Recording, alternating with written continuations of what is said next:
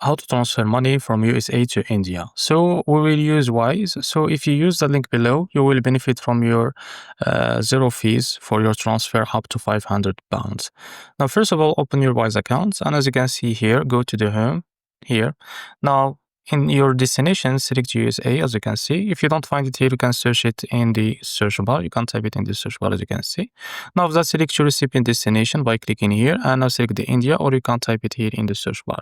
Now, after that, what you need to do, you can here type how much you want to transfer. For example, $1,000, as you can see. And now here you will be able to see how much that your recipient will receive on their currency. Now, as you can see, what you need to do after that, you can now click on send here, as you can see, and now wait a few seconds. Now what you need to do, now as you can see, this is how much your recipient will receive. Now as you can see, just tap on add a recipient, and now you can tap on bank details. Now tap on someone else, and now you can now enter the email, the phone name, the IFS codes, account number, and select their country too. And after that, you need their city and recipient address as postcode, and after that, click on continue, and recipient will receive that money.